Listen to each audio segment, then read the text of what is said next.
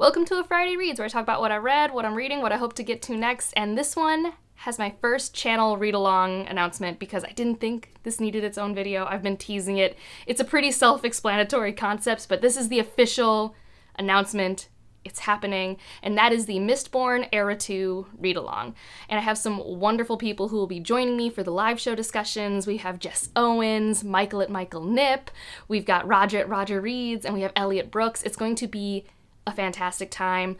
I will have all the dates that we tentatively have planned down in the description. They may change, just keep your eye out, because it's kind of hard to plan some things this far out, but we wanted to have some dates that were held, and they're typically going to be Saturdays, either mid or late afternoon Eastern time. So just keep an eye out for that. That should be all down below, including all of their channels.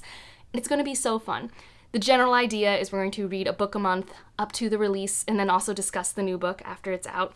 And so August is when we're going to start it. In August, we do have the live show happening earlier in the month, because typically we would read the book the month we would discuss it and discuss near the end of the month. But for August, scheduling got weird, and also Alloy of Law is very short.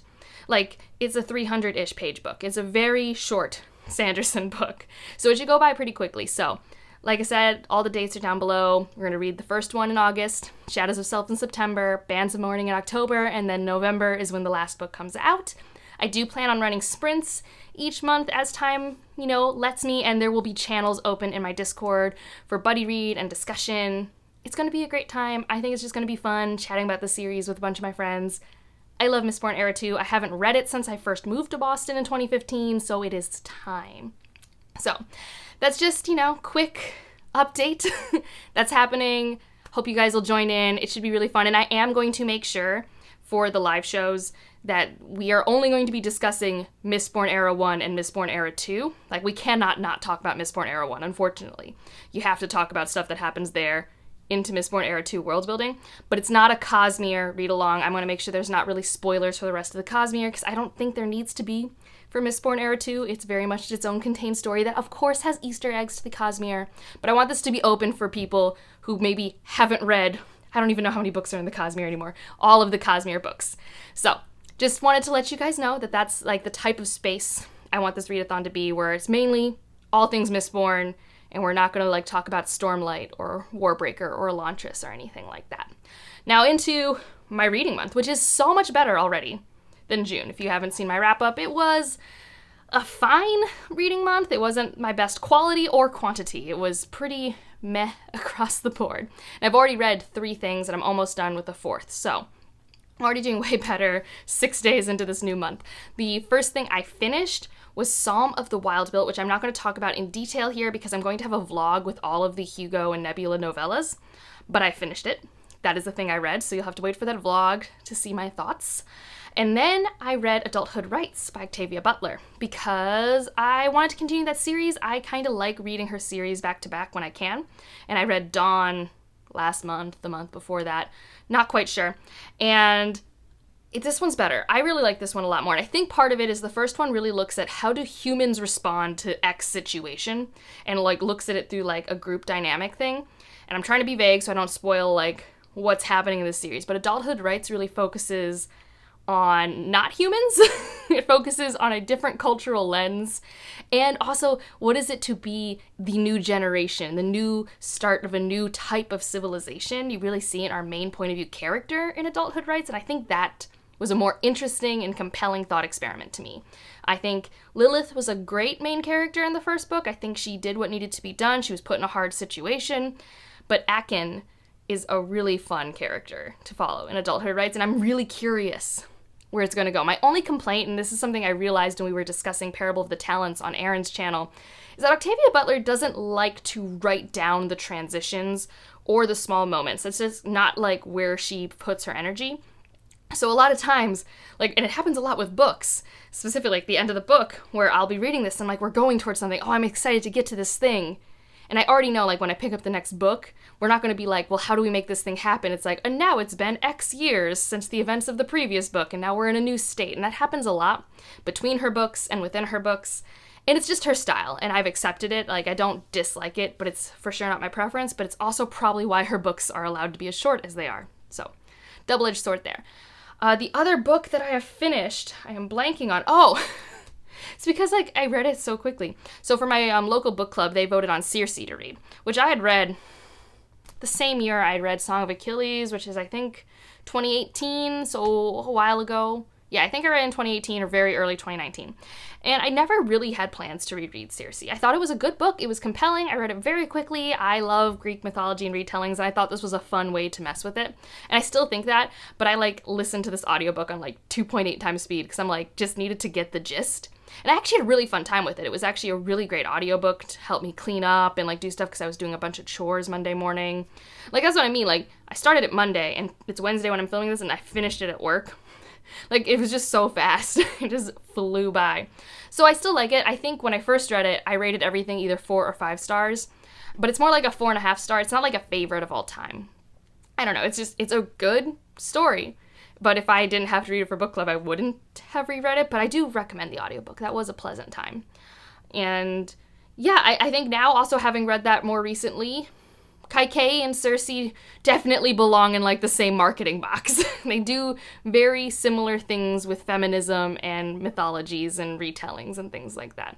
Very different mythologies and cultures, but in terms of taking space back with feminine characters. On to some stuff I'm in the middle of. I'm almost done with Gates of Europe. I'm finishing it because on Saturday, the day after you're seeing this, Jess Owens and I are discussing this in Red Famine, so I have a bit left. Not too much. I'm, like, this far, and, like, this part of it is all glossary and stuff, so I'm definitely going to finish this. This was also something I listened to a lot at work today, although I prefer physically reading this. I truly do. The way my brain retains names, places, and information is so much better with visual than it is auditory. So I wish I could have, but I'm crunched for time and I needed an audiobook at work. So it is what it is. Luckily, the period that I was listening to at work today was the same period that I read in Red Famine, which was more, in depth. So it's not like I feel like I'm missing too much information, since this has been more like the history textbook version of things. I've also continued. I've picked it up. I have a goal, a chapter a day. Bone Hunters by Steven Erikson, because goodness. It's part of my TBR Star Hop, and I would really like to not lose on the easy version of the game I gave myself, if you haven't seen the TBR video. But also, I have been meaning to read this book, and I just need to prioritize it. So that's what I'm doing. I'm reading a chapter a day, and it's working so far, especially because I immersion read it. It's my commute read. I'm commuting again, which really helps. Like, truly, I am someone who needs a commute to have, like, a solid hour of reading time a day. Because otherwise, if I'm at home, I'm just like, well, I need to do things. And I don't carve out the time as much as when I'm, like, just on a train for 20 minutes, So that's been really helpful for Bone Hunters. I'm liking it. It's 6 books into a series with such intense world building. I'm feeling comfortable with his style of narration. I'm feeling more comfortable with the world building and how everything fits together and how I'm learning new information. I mean, not everything lands for me. I think Malazan is just such a weird experience, but it's one that I enjoy doing once in a while, and I'm glad I'm back in it. So I just need to keep going a chapter a day, and I can finish it this month, which is the goal. And then I started our patron buddy read, which is Rain and Ruin. This is an indie fantasy romance. The romance has not appeared yet, but I'm also almost, I'm 6% of the way into the book, because it's been my Kindle read at night. And it'll eventually transition to be more my priority, but I think that'll probably happen after my novellas project, probably. And so I don't know much about this so far, except that our main character is a princess whose father has dementia, and she's trying to work around this Grand Vizier and the council to make sure her kingdom survives and also has power and doesn't get put into a marriage where she doesn't get to be a ruler. That seems to be her position, and there's different types of magic, and they're trying to form an alliance with this place that has a type of magic that this kingdom is scared of. That is all I know. 6% of the way into the book, but I think I've met our 2 main characters. I think I just really need to pick this book up when I'm more awake and get a little bit further. I am liking the writing. I am really curious. I mean, especially because I know Jashana really likes this. I know Leanna didn't hate this. That's what I remember about this book, because I know Leanna read it in a vlog, I think when she read books Bethany made her read. And then Jashana, I think, is almost on the 3rd book. Maybe is picking up the 3rd book soon. Not sure. So if both of them have a good time, the chances of me having a good time are pretty good. So I'm excited. All right, another book I'm in the middle of is for my novella project, and that's Elder Race. I don't have a lot of thoughts, even if I was talking about these in my Friday reads, because I'm only 2 chapters in. But I'm interested because, I don't know, I've watched review videos for this, but I totally forgot what this was about and what, like, genre it is. Like, I don't know. I'm only 2 chapters in, so I feel like being 30 pages in, this is not a spoiler, but this is not a fantasy novella. But it is a fantasy novella. I'll just leave it at that. If you want to know more, you can look. I mean, it's kind of said on the back of the book. There's like a demon, and our main character is like the 4th daughter of a kingdom, and she's going to find this sorcerer. But the sorcerer, it's said on the back of the book, is not a sorcerer. And based off what he knows about science, it can't be a demon. So I think I'm going to like the interplay between those two. You'll have to wait for the vlog to find out how I feel. And so that's where I'm at. What I hope to get to next, well, these 2 that I'm going to show you, I actually still don't know what they're about. I just need to read them because I think they're going to be due by the time I do my next Friday reads, and I want to get the novella project going. So we have the Lisa Frank cover one, And What Can We Offer You Tonight? I have no idea what this is about, but it is a good 76 pages. And like, I really hope I like it. This is the one that won the Nebula. And it has the author of Stone and Steel, who I want to read another book by them because I believe... It's Chloe from Thistle and Verse has a review for Stone and Steel that I really like. So, gotta read this. I want to read The Past is Red by Kathleen M. Valente, because again, this is also due, but also like there's these cities on this red, and so it's gotta be climate sci-fi, and I'm feeling, ooh, the font looked cool there. Sorry. You ever open a book and you're just like, ooh, I like that. So those 2, I think so, and then I need a new audiobook for when I finish Gates of Europe, and I don't know what that's gonna be yet. But I'm thinking, and I feel like people have told me this is a good idea, but this is a good time for me to ask, is this a good idea? But I am also going to physically read The Golem and the Jinni, because I have this beautiful edition with the deckled edges, and it's just really nice. But I also have the audiobook from the library, and I think it's a narrator people like, so this might be like my physical audio read when I'm like at work and stuff like that. I don't know. So this might be the next one. It's like my tentative plans. And I will show you guys a little book haul because I've gotten 2 books since I've last shown you a bunch of books. One, I got in anticipation of our patron buddy read for August, and that's The Bone Orchard. This was sent to me by Tor. They were very nice when I asked, like, hey, we're having a book club. Can I have a copy? It's the one perk of being on BookTube. You don't make any money, but you can ask for books after a certain point, which is dangerous when you only have 2 bookshelves. But I really like this, and I hope that I like the book because I think the cover is really great, and I just like, I don't know. I feel like Tor just does a pretty good job with their covers. Like, I always really like their spines. Like, I think that's really intriguing. I have some friends who love this book, and then I have Jess Owens who hates this book.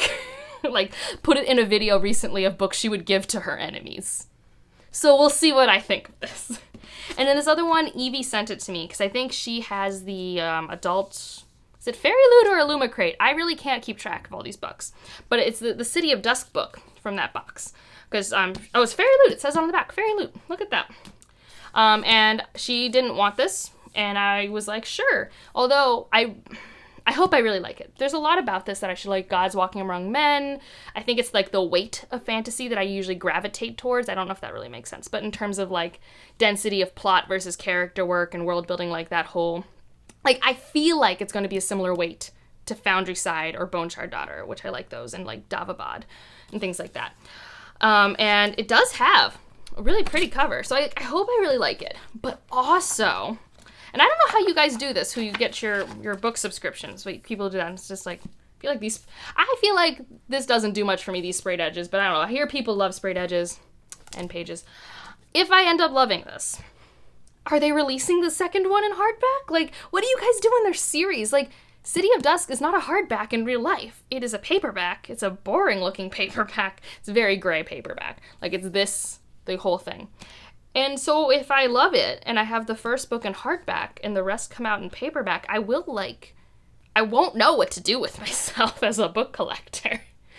So, I don't know, but I like having physical books around, so when a friend says, hey, do you want a book that you're considering reading? I say yes. So that's the update. Let me know if you're going to be joining us for the Mistborn Era 2 read-along. I also know that Elle at Elliot Brooks on her Patreon is doing a reread either right now or next month. I think it's actually right now for the first era Mistborn. Her and Roger are reading that, so that should be really fun. if you want to do that. I reread them last year, so I'm good. I was going to read them this year, but then I really wanted to read them last year, so that's what happened. But that's it for this video. If you want to leave an emoji, just leave a hand or a bone. Or flowers for an orchard. I'm just giving options in all these videos these days because this is just the book that I picked up. And let me know what your plans are for reading this weekend.